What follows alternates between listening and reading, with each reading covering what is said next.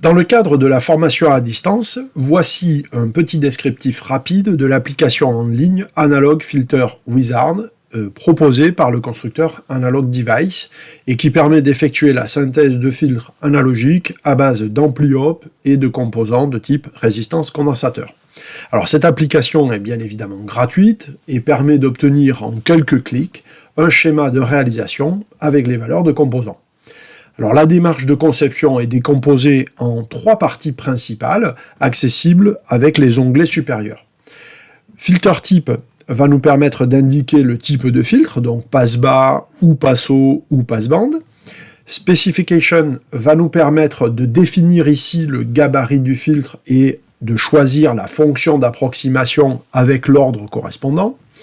Et l'onglet Component, qui va permettre de choisir les structures de réalisation pour les cellules du premier et du second ordre, et permettre aussi d'effectuer le réglage sur les couples des composants RC. Alors avec ces 3 premières rubriques, on disposera déjà d'une réalisation, mais l'onglet Tolérance va nous permettre une implantation beaucoup plus pratique en permettant de choisir les composants dans les gammes des séries normalisées et nous permettra aussi d'évaluer l'impact des tolérances des composants sur le tracé de la réponse fréquentielle. Alors pour illustrer le fonctionnement de cette application en ligne, eh bien, je vous propose un petit exemple de conception d'un filtre passe-bas. Donc en cliquant sur le type passe-bas, on aboutit directement sur l'onglet Specification. On peut donc renseigner les différents paramètres du gabarit. Alors nous allons choisir un gain dans la bande passante de 20 dB. Nous allons fixer une fréquence de coupure de 1 kHz, c'est-à-dire le gain de 20 dB moins 3 dB. Et puis, on souhaite obtenir au moins un gain de moins 20 dB pour la fréquence 2,5 kg. Donc, on va venir évidemment écrire 2,5 kg et on valide le choix qui a été effectué. À partir de là, on peut noter que le graphique que l'on obtient ici ne correspond pas directement à celui d'un gabarit classique, mais la représentation que l'on obtient est suffisamment claire pour vérifier que l'on a fait le bon réglage de nos spécifications. Alors ensuite, on va pouvoir choisir la fonction d'approximation en déplaçant ce curseur. L'ordre est alors indiqué directement et par défaut, le curseur se situe au milieu sur l'onglet, sur le réglage des fonctions d'approximation de Butterworth.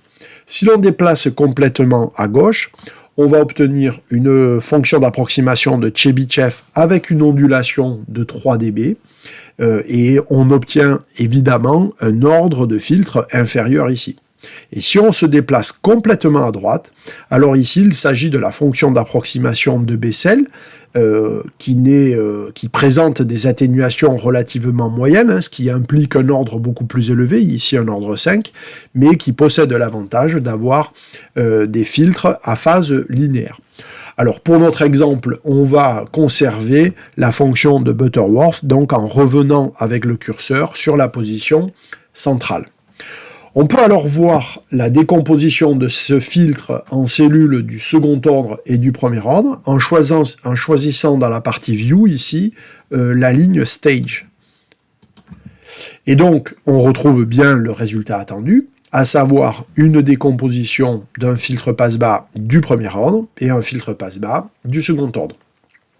Alors comme on a choisi une fonction d'approximation de Butterworth, eh bien on sait que les fréquences propres et les fréquences de coupure de toutes les cellules d'un filtre de Butterworth sont identiques et correspondent à la fréquence de coupure. Ici, notre fréquence de coupure était de 1 kg, donc il n'est pas étonnant de revoir que la fréquence propre pour le filtre passe-bas du second ordre est bien de 1 kg et que la fréquence de coupure pour le passe-bas du premier ordre est aussi de 1 kg. L'amplification est apporté par le filtre passe-bas du premier ordre, donc on avait choisi un gain de 20 dB, donc ça signifie une amplification d'un facteur 10. Et puis, concernant la cellule du second ordre, eh bien on retrouve ici d'indiquer le facteur de qualité Q, dont on rappelle le lien avec le coefficient d'amortissement, puisque M est égal à 1 sur 2Q, ou si vous voulez, Q est égal à 1 sur 2M. Bref, Au final, si Q est égal à 1, cela signifie que le coefficient d'amortissement M est égal à 0,5.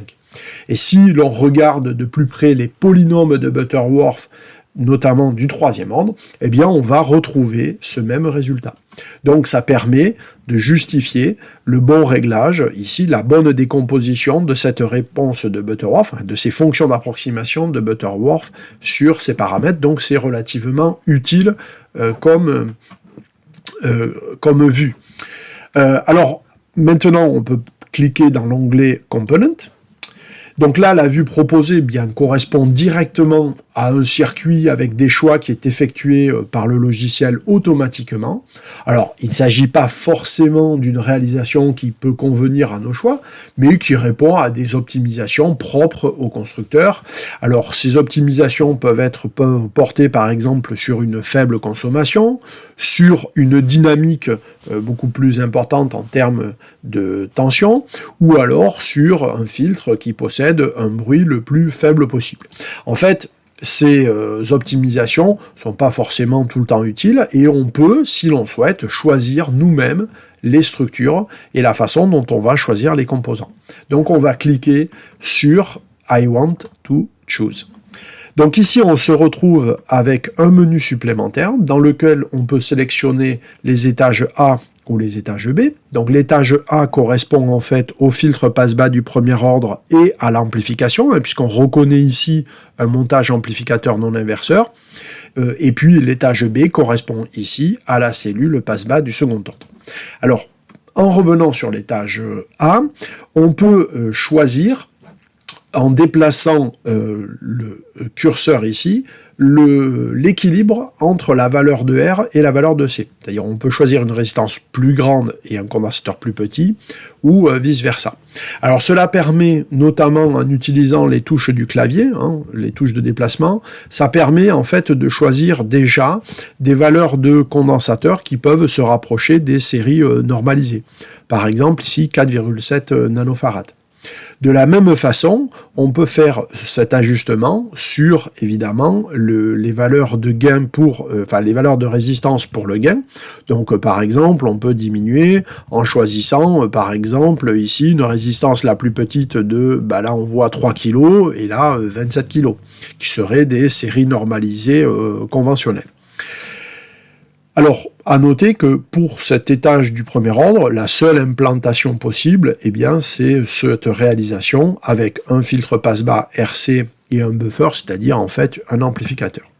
Pour l'étage B, au niveau de l'implantation, on a le choix entre deux types de structures, Salen Kay, comme ce qui est proposé ici, ou multiples feedback, que l'on appelle aussi les cellules de Roche. Donc on va garder la cellule de Salen Kay, et comme dans la première étage, on peut là aussi venir choisir notamment les valeurs de composants. Par exemple, on préfère avoir des condensateurs qui démarrent à 1 nanofarad pour avoir des condensateurs, par exemple, plastiques, et pas des condensateurs céramiques. Auquel cas, on va déplacer le curseur jusqu'à obtenir, par exemple, un condensateur ici de 1,2 nano, et on voit automatiquement l'autre condensateur s'ajuster. Alors, à noter que le constructeur a choisi ici un rapport systématiquement de 10 dans les valeurs de composants.